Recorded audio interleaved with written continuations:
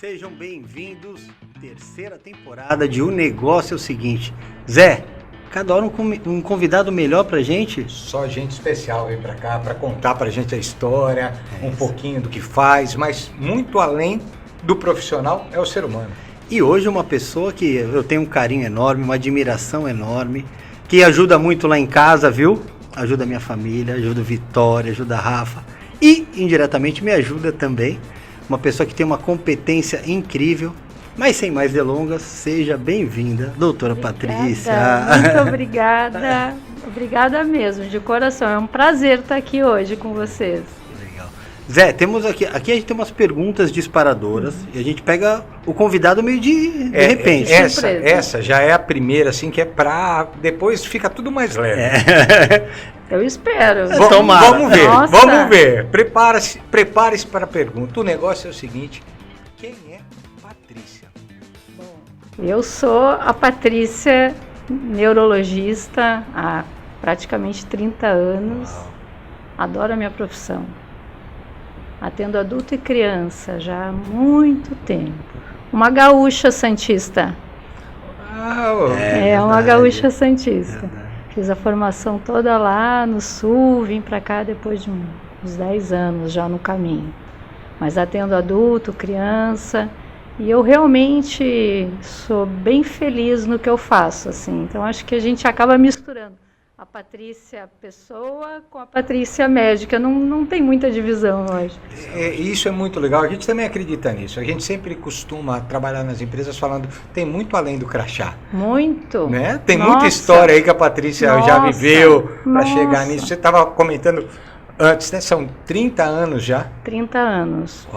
Teve uma comemoração agora, né? Foi. A gente veio pelas redes sociais veio pelas aí. redes sociais, a doutora. Doutora também tem vida social? Tenho vida social, esporte, vida social. Vamos falar de esporte. Eu nem comentei com o Zé, tem um esporte aqui que ele não vai acreditar, viu? Quero saber. Daqui a pouco. Eu sou do esporte e da vida social. Não, tô brincando. Mas foi muito bonita a comemoração de 30 anos. Legal. 30 anos de término de faculdade foi muito importante para mim e na realidade a gente vai montando todo o aprendizado, né? Não é só, obviamente, na faculdade, na residência, mas ao longo da vida. E é verdade, com o nosso trabalho a gente vai se aprimorando, né? E vai tendo a sensibilidade de interpretação. Eu que trabalho na área mental, não tem como tu não misturar a pessoa... a pessoa física que eu digo, né, com a pessoa de trabalho, é uma coisa só mesmo. Como é que a doutora Patrícia escolhe a neurologia? Como é que você chega nisso tudo? Eu acho que eu cheguei na neurologia primeiro porque eu sempre gostei de lidar diretamente com pessoas. Assim, dentro da medicina, a medicina tem várias possibilidades, né? Eu lecionei durante alguns anos, falava bastante para os alunos. Então existem pessoas que adoram a medicina, mas não tem muito a questão de conversa, de olho no olho. Então essa pessoa pode ter outras áreas dentro de exames, até mesmo de procedimentos cirúrgicos, ou fica em ambientes outros assim de patologia. E tem a parte clínica mesmo, que os clínicos geralmente são pessoas que têm já essa questão mais de pessoal, né? E aí fui indo, e eu tive um segundo pai na minha vida, que foi uma pessoa muito importante para mim, e ele tem hoje 89 anos, e ainda faz consultório clínico. Uau. É uma pessoa totalmente lúcida, lá em Porto Alegre. O nome dele é Eduardo Paglioli. Ele foi meu sogro, mas é meu pai de vida toda. E ele é neurocirurgião.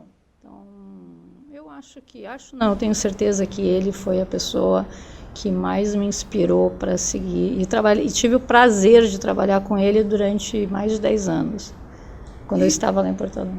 Esse teu lado humano é muito evidente, viu? Porque se eu voltar no tempo, quando a Vitória tinha 2 anos, a gente foi até a doutora Patrícia. Vitória tá com 12. Eu lembro. Uma coisinha pequena, loirinho, né? Aquele olhinho dele saltando assim. E ele não parava quieto. Só que 2 anos não se fecha diagnóstico de quase nada, ou nada, né, doutora? E aí a doutora falou, olha, tem uma agitação motora, a gente precisa investigar, mas agora não vai fazer nada. Só que ela ficou muito tempo observando o Vitório. Eu falei, não é possível que ela tá conseguindo tirar alguma coisa dali. Porque era um menino de 2 anos, aí ele subia na maca, ela brincava com ele, ele descia e tal. E aí depois ela trouxe todo um quadro clínico que pra gente foi muito importante. E lá na frente, a gente teve o desafio do TDAH com o Vitório. E quando a gente foi buscar ajuda, a gente falou, tem que ir na doutora Patrícia. E foi muito difícil, né? Dar o medicamento. Dar o medicamento a primeira vez é muito difícil. Convencer o pai. E a doutora, né? E você nos acolheu a mim, a Rafaela, de uma forma, e até hoje, assim, as mudanças que acontecem na vida dele. Então, esse lado humano é muito evidente no teu atendimento, né? Obrigada. Eu gostaria de reconhecer isso publicamente e já emendar numa pergunta. Muito se fala de transtornos mentais no dia de hoje. Cada vez parece que está mais potente isso. É uma realidade esse aumento? Ou é questão de diagnósticos que agora tem mais do que se tinha antes? Preconceitos que se diminuem? Esse aumento de diagnóstico, ou tem muito diagnóstico equivocado? Como é que você vê todo esse olhar agora? O mundo parece que é só um grande transtorno, né? As pessoas falam de uma maneira muito simplória. Tem a ver isso? Como é que você enxerga? Eu tenho uma visão assim bem multimodal sobre isso, né?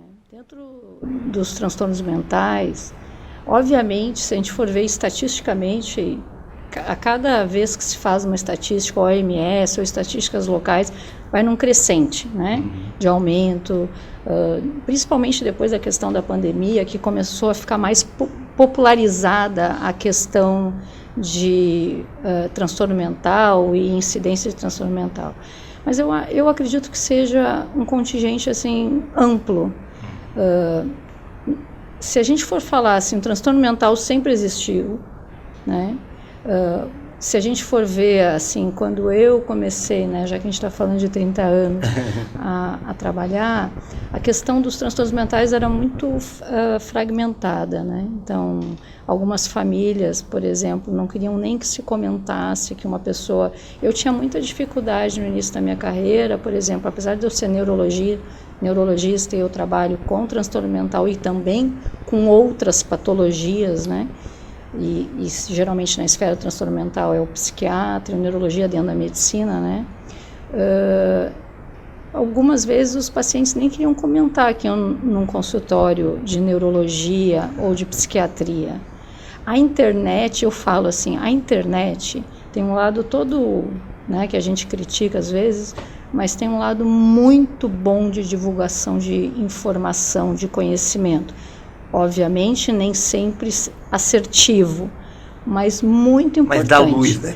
Perdão, dá luz para a conversa, né? Tu sabe, a gente se conhece, eu utilizo muito isso, numa primeira consulta, eu falo assim, vai num site de pesquisa, lê, volta aqui, a gente conversa. Então, a internet foi um grande divulgador, né, se a gente falar nos últimos 20 anos de informação e desmistificação do transtorno mental, porque muitas pessoas ao longo de, né, sempre confundem hoje menos a questão que transtorno mental significa retardo mental e tem uma confusão em relação a isso. E os transtornos mentais abrangem pessoas assim de N possibilidades, por exemplo, transtorno de ansiedade, que todo mundo, né, eu sou ansioso, é um transtorno mental extremamente popular. Então, assim, eu acredito que o maior número de diagnósticos se deu pela divulgação de informação. Eu acredito muito nisso.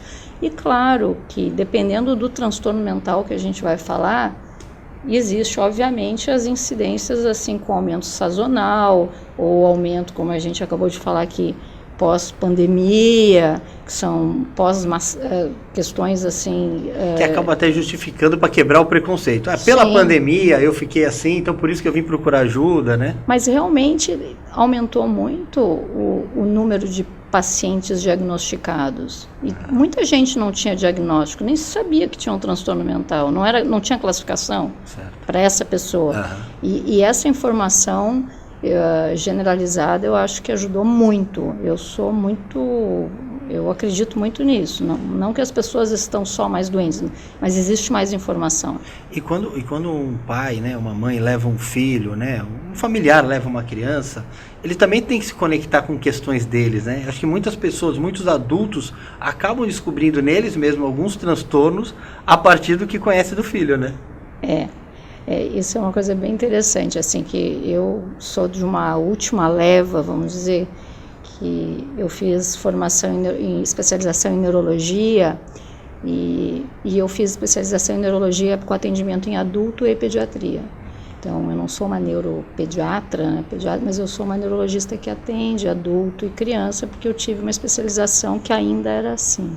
E isso é muito interessante, porque dá oportunidade primeiro para tu atender uma criança que depois se torna um adulto e também os familiares. E a incidência de transtorno mental, ela é muito alta em famílias, por questão de hereditariedade, de genética. Assim como, eu sempre falo, como outras patologias, né, hipertensão, diabetes, dislipidemia, também é familiar, também, né, não são todas as pessoas que vão ter, mas os transtornos mentais sim, então a gente consegue às vezes mapear dentro de uma mesma família transtornos ou nuances, né, subtipos de alguns transtornos. Isso é verdade mesmo. Você estava falando da internet, eu vou voltar um pouquinho, porque acho que é uma questão muito relevante para os tempos de hoje que a gente está vivendo.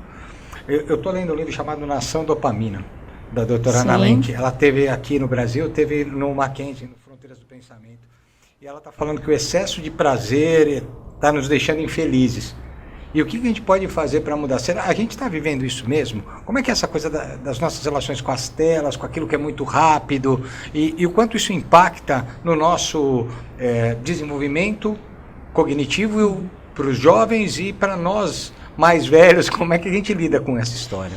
Essa é uma questão que frequentemente é abordada direto ou indiretamente em consultório. Assim como eu falei da internet sendo algo bem positivo no meu entender de divulgação de informação e desmistificação de diagnóstico, existe também a outra questão da internet, que as pessoas elas se tornam muito comparáveis. Isso é um lado que tem um lado bom e o lado ruim, porque a gente sempre está comparando coisas, mas assim, na vida da internet, então existe um lado que não é tão interessante em excesso, que é a tua comparação de prazer, tu com o outro, né, numa foto. Então, assim, existem pessoas que realmente, nesse sentido, se tornam muito infelizes com a relação de comparativo de qualidade de vida, que acha que uma determinada família, uma determinada pessoa tem uma qualidade de vida ótima e dela nem tanto, uma comparação negativa. E também tem a questão da informação em excesso, a tela em excesso. Por exemplo, dentro do transtorno do espectro autista, isso é uma grande questão, dar tela ou não dar. Eu não sou bandeirinha para nenhum lado, assim, eu sempre acho que bom senso em tudo, o Luiz sabe, bom senso em tudo, hora de dar remédio, de tirar, de trocar, de não dar, de associar coisas. Mas, por exemplo, a tela, né, que eu falo assim, tela, qualquer tela, né, a tela está aí, é uma tecnologia. Não tem como não usar ou proibir uma pessoa ou uma criança do uso. A questão é o quanto que vai usar e o quanto que aquilo vai impactar no teu pensamento. Isso é difícil da gente saber. Mas é o uso e não adianta a gente proibir ou achar que não.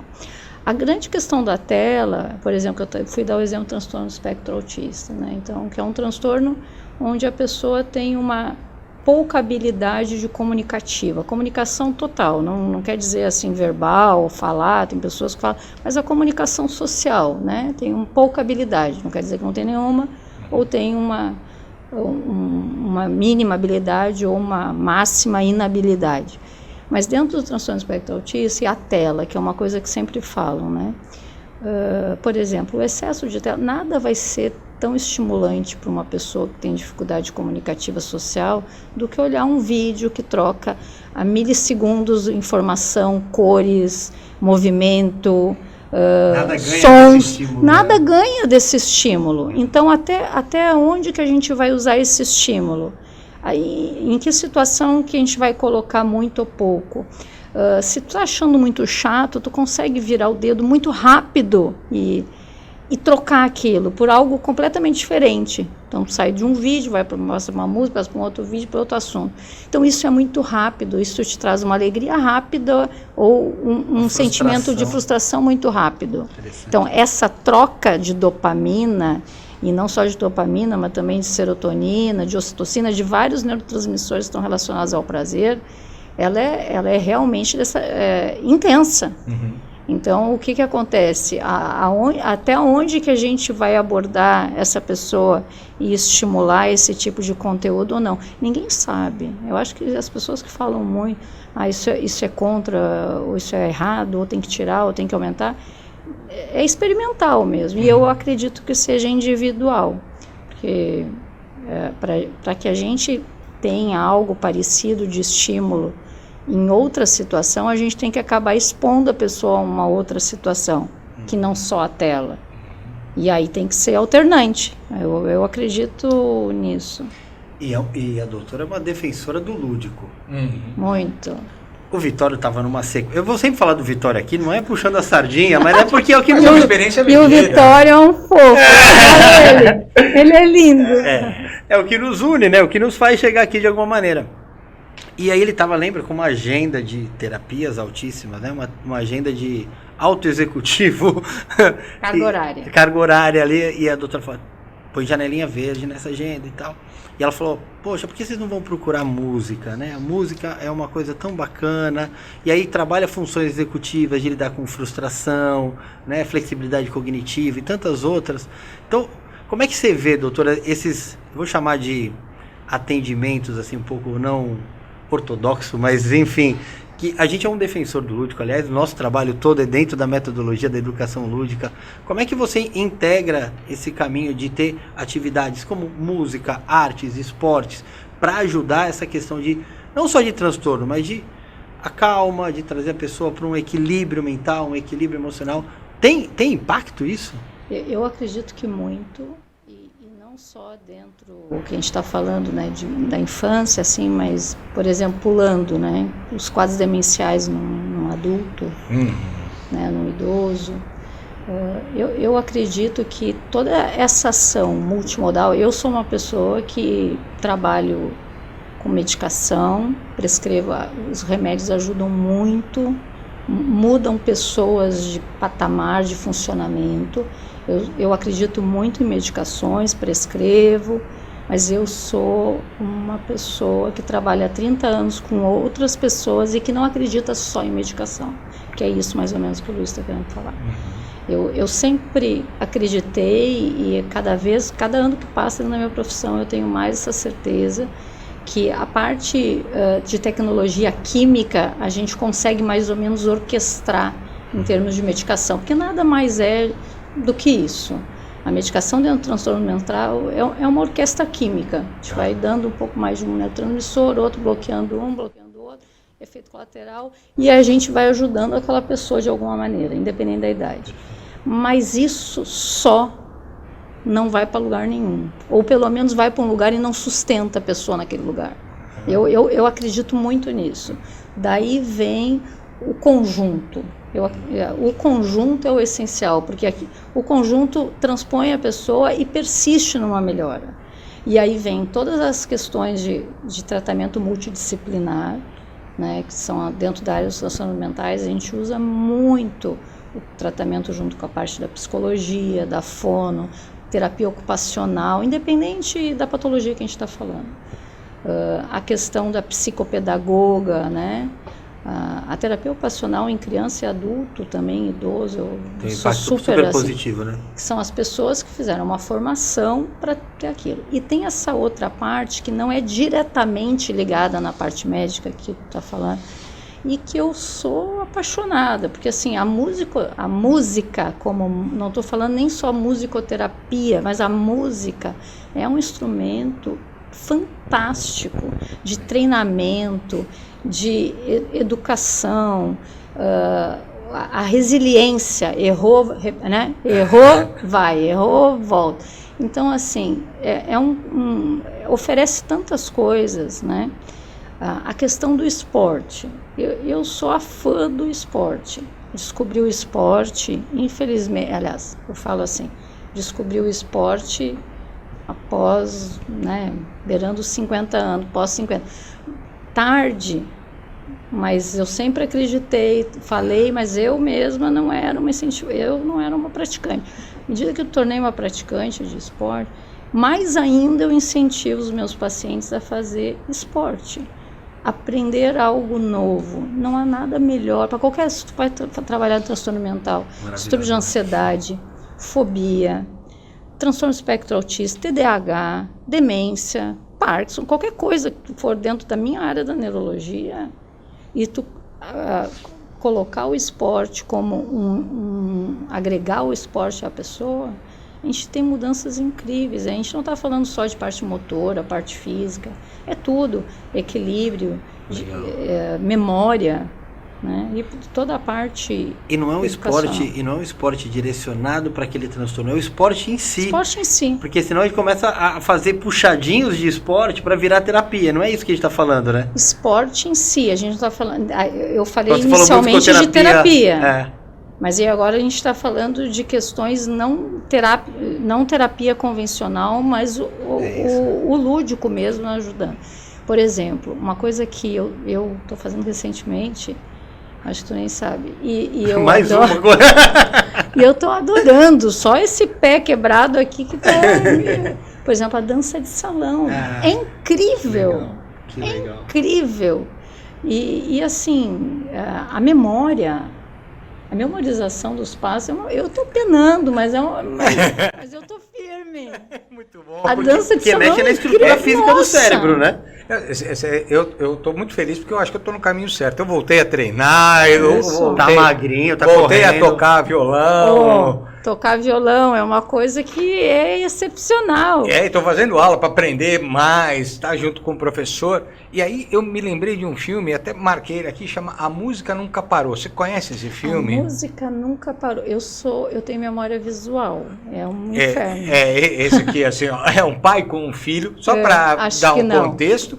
O filho tem um acidente de carro e perde massa encefálica. E ele volta a recuperar o filho e ele não consegue mais se conectar com esse filho. Ele vira não verbal. Ele vira não verbal e aí ele começa a fazer um exercício e a conexão deles era a música. Olha que lindo. E aí eles vão... Não, é lindo. O filme só de lembrar, você vai adorar. E aí você está falando dessa questão da música, do esporte, do lúdico, bem que o Luiz falou, né? Que você é toda lúdica. Como é que você vê o lúdico no processo de desenvolvimento das pessoas? Queria ver um pouco disso. Ajuda, você está falando, claro que ajuda. Não só no transtorno. Mas não só no transtorno. Para uma pessoa que está dentro do processo de aprendizagem, ensino-aprendizagem. Eu até vou falar uma coisa além da pessoa que está no processo de aprendizagem. Por exemplo, tem estudos bem interessantes sobre pacientes na terceira idade e desenvolvimento maior ou menor, braço maior ou menor para síndrome demencial. É bem interessante. A ideia aqui não é falar, né, sobre o diagnóstico em si, mas existem pessoas que numa fase pré-demência, tem o que a gente chama de transtorno cognitivo leve, né? Então, é uma pessoa que tinha um estado cognitivo, rebaixou esse estado cognitivo, e aí tem vários critérios para isso, mas não tem um rebaixamento demencial, né? Não é uma síndrome completa, então seria um intermediário. O que fazer ou não, então tem vários estudos sobre isso, eu acho muito bacana, porque assim, o que fazer ou não nesse grupo, né? Dar remédio, não dá, tem grupo, né, dentro da medicina, vamos dar remédio precoce ou não vamos dar, não interessa qual é a minha opção, mas assim, existem várias questões de o que colocar para essa pessoa para prevenir que ela desenvolva uma síndrome demencial completa. E uma das coisas mais interessantes, e é o que eu acho muito legal e sou muito a favor disso, algo novo na vida dessa pessoa. Eu uso essa frase sempre. Algo novo. Doutora, o que é algo novo? Eu disse, algo que você nunca fez.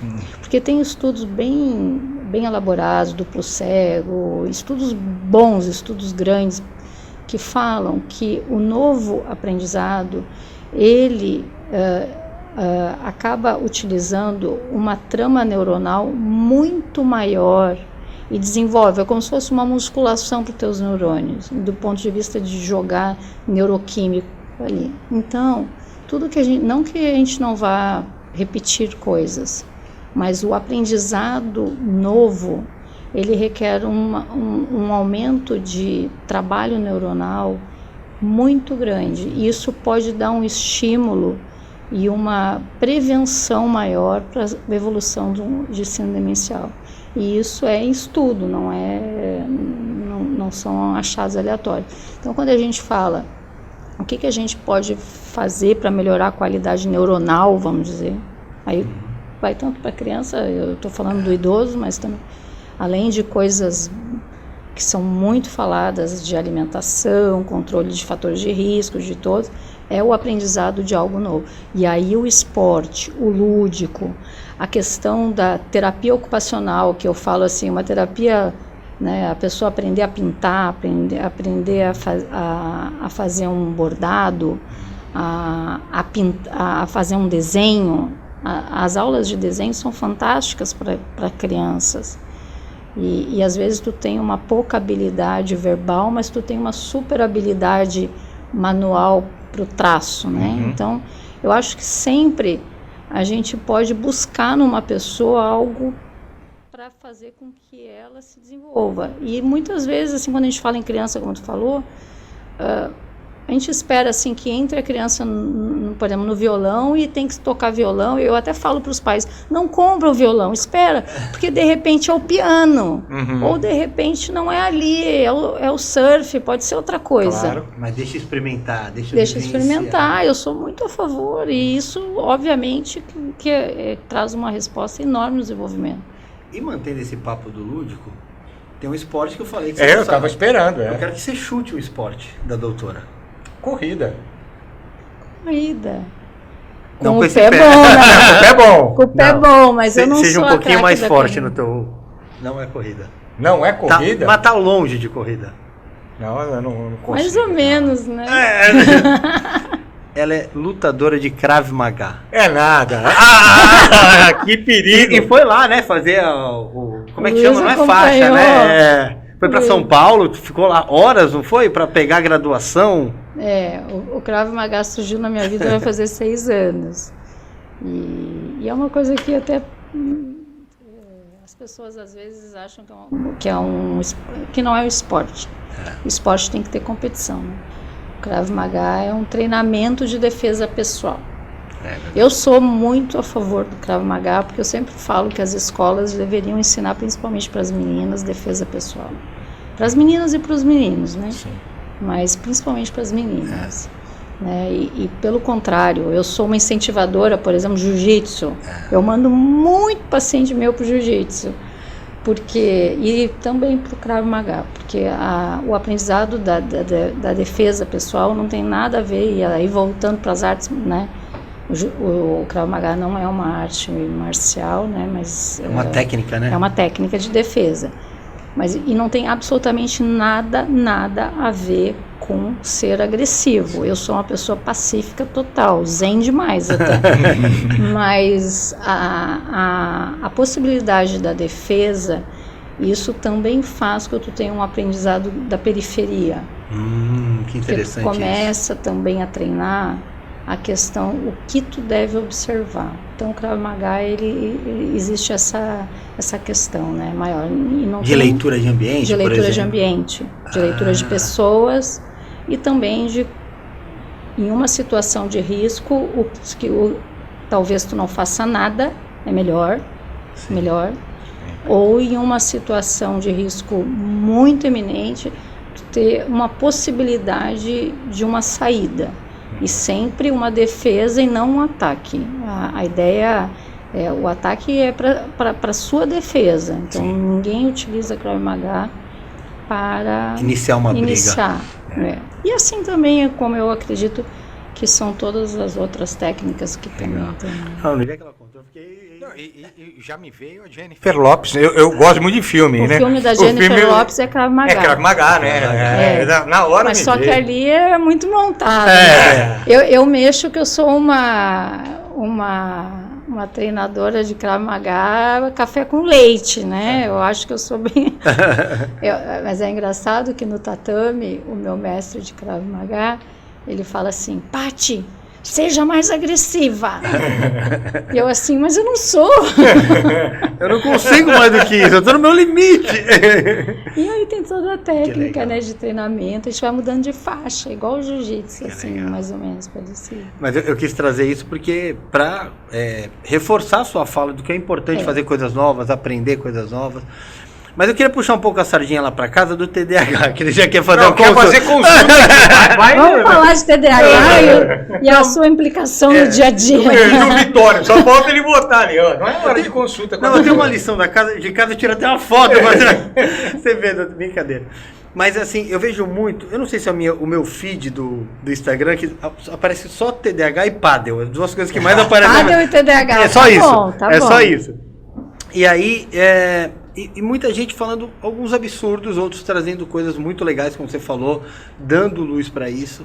E eu vejo muita gente se autodiagnosticando, virando um estereótipo. Ah, gente, eu sou TDAH por isso, ou não completa uma atividade e acaba justificando. E assim, quero deixar bem claro, muitas pessoas têm TDAH, a gente sabe disso. Mas como tem sido para o consultório lidar com isso, né? Escolas dando... Em escolas, entre muitas aspas, tem escolas maravilhosas, mas querendo dar diagnóstico fechado, vai lá, eu acho que seu filho é TDAH, eu acho que seu filho tem TEA, eu acho que seu filho tem TOD, né? TOD é uma coisa que aparece, eu acho que muito. E é um desafio social? É um desafio, mas aí tem os dois lados, assim.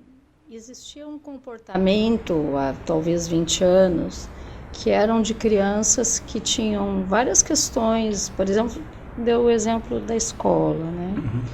Ou pessoas adultas na faculdade, que tinham várias questões que eram pouco vistas, né? Então, geralmente uma escola, uma faculdade iriam chamar aquela família, enfim, no final do ano na repetição. Talvez hoje em dia, pela essa questão da informação que a gente falou, da internet, pelo lado positivo, né? Isso exacerbou.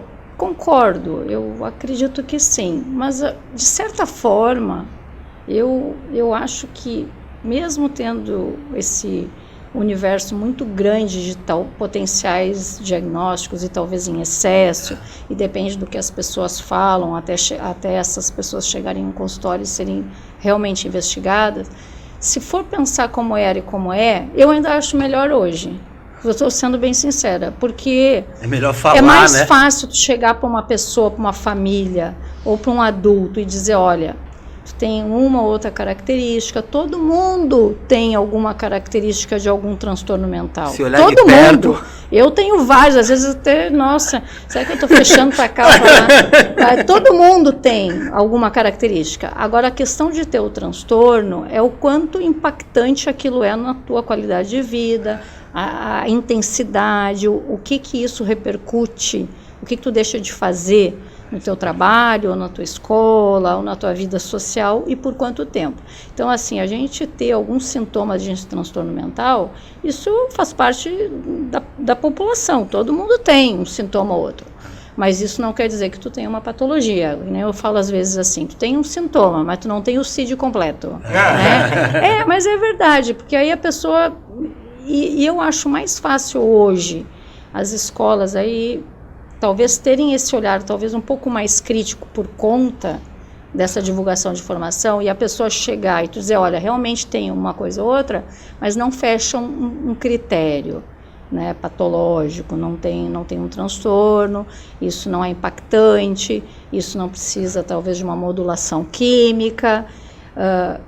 De certa forma eu acho que é melhor hoje, mas é um excesso, realmente. Chegam muitas pessoas em consultório com alguns sintomas Claro que aí existem questões legais, questões... Eu mexo assim, nunca um transtorno pode ser uma muleta. Isso é maravilhoso. Eu acho importante. Isso é maravilhoso. Né? Não pode ser muleta, não é uma questão assim. Se uma vez, eu até em consultório, por exemplo, que a gente está falando de TDAH, né? Eu falo uma frase que a cada ano que passa, que eu atendo mais pessoas, mais eu falo essa frase. Por exemplo, se tu tens TDAH, tu é um adulto ou uma criança, tu tem que viver no regramento. Quanto mais regramento, melhor. Quanto mais rotina, melhor. Eu falo, é menos remédio que eu te dou. Porque tem que ter o regramento, o horário. Não é porque tu tem o transtorno que, opa, eu tenho transtorno, então eu não preciso fazer lição, eu posso chegar atrasado numa reunião. Não, né? Justamente o contrário. A pessoa que tem uma certa dificuldade, ela tem que ter mais regramento, mais... E isso independente de tomar medicação ou não. Então, voltando ao que tu perguntasse, eu acho sim que existe um olhar maior, mas também para isso existem as pessoas que fazem essa peneira também, né? A escola não pode ser omissa, né? Acho que isso é importante. Até para ela se precaver também. Pô, você não avisou nada, você não falou nada. E também, às vezes, cada vez... hoje em dia nem tanto, mas assim, existem, por exemplo, dentro dos transtornos mentais, por exemplo, se tu vai pegar um paciente que tem um transtorno espectro autista leve, às vezes pode ser que a mãe também seja uma TEA leve ou o pai, então às vezes uma questão social que a família, a microfamília não identifica muito, talvez na escola identifique. Por exemplo, a questão do TDAH. Né? Às vezes a gente pega assim, pais que têm, né, ou uma mãe ou um pai ou ambos que têm TDA, talvez para eles o filho não tenha muito TDA, porque é todo mundo um pouco parecido. Eu era assim de pequeno. Eu era assim, né? Natural. Ou assim, tu pega uma família de ansiosos ou de deprimidos.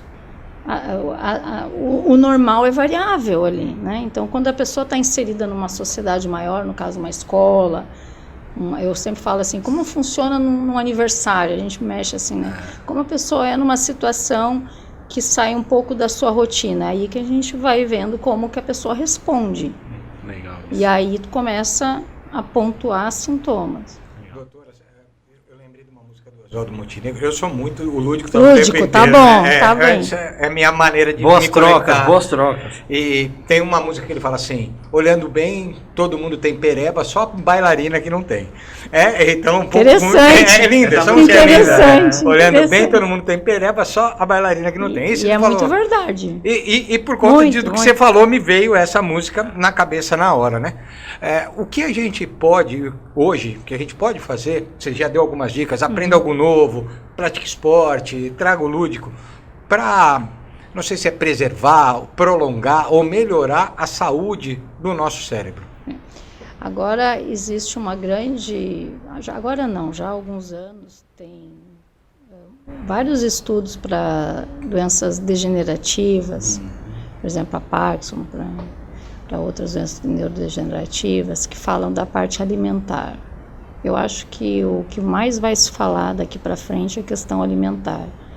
E já há alguns anos, bem antes de se falar em alimentação probiótico, pós-pandemia, né, que a gente fala que surgiram mais.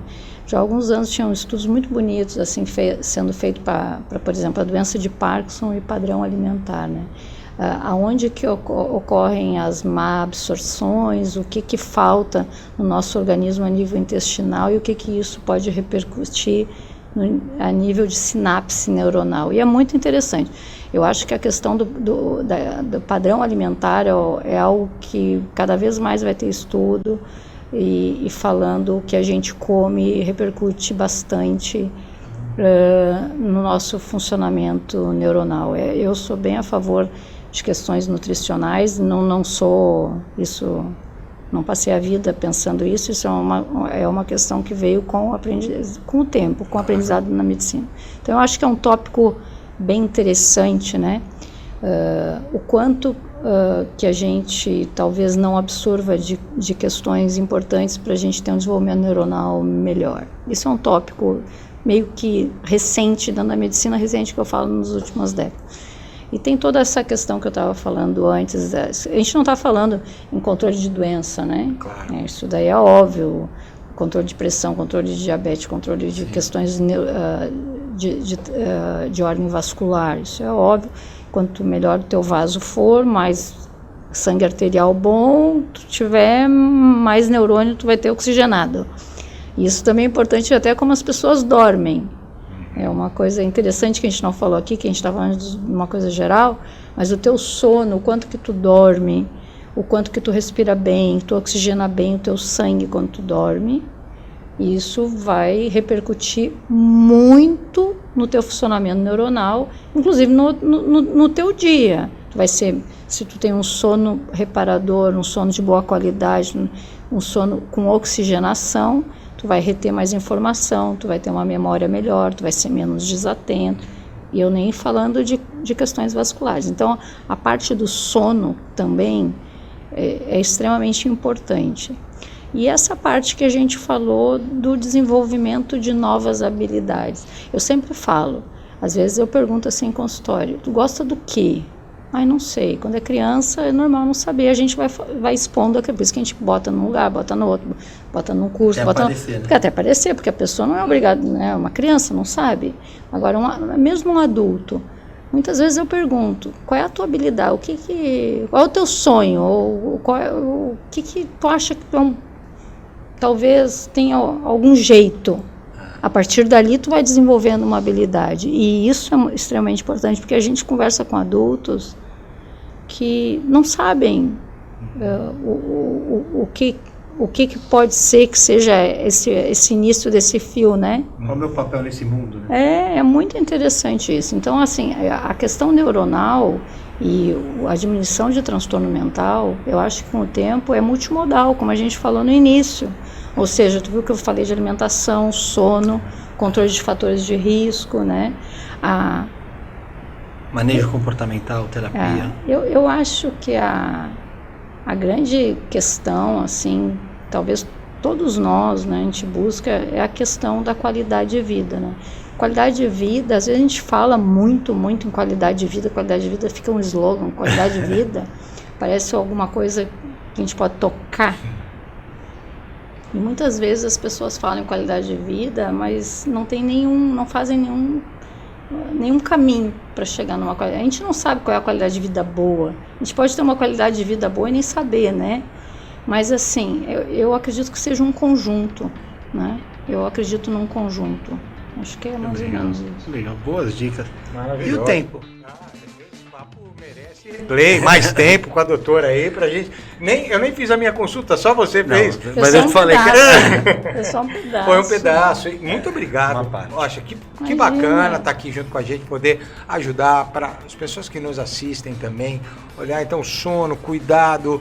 Na verdade, se a gente for olhar, né, os antigos sempre viveram muito falando bem. Dessa questão sabiamente, né? Sabiamente. A palavra sábio é o que define. Se encaixa bem aí, né? Muito obrigado. Quero te agradecer por estar aqui com a gente. Imagina, adorei. Muito obrigada. Doutora Patrícia, eu tinha muita vontade que você viesse aqui há muito tempo, falava isso para o Zé, por vários motivos, né? Por motivos que eu já contei aqui, mas eu acho que a nossa audiência tinha que ouvir um pouco da tua sabedoria, um pouco da tua história. E um pouquinho só para contribuir. 40 minutos é pouco para 30 anos, mas e toda uma vida nisso. E eu queria agradecer muito como pai do Vitório, como marido da Rafa. Obrigada, de coração. A gente foi muito acolhido por você. Eu lembro que na pandemia, eu falei, doutor, o Vitório não dorme mais com remédio. Então vamos conversar, vem aqui, vamos rever. E acho que esse seu lado, nem tanto o céu, nem tanto a terra, essa flexibilidade, foi um bálsamo pra gente, de acolher os pais que estavam muito preocupados de como seguir. E tenho certeza que você em casa adorou esse papo de coração. Muito obrigado, doutora. Eu agradeço pelo carinho. Nossa, adorei estar aqui. Obrigada. Que legal. E você, se curtiu, compartilha, leva para outras pessoas. Algumas pessoas podem se beneficiar muito, na verdade todo mundo, desse papo de hoje. Clica, compartilha e até o próximo. Um grande abraço para você.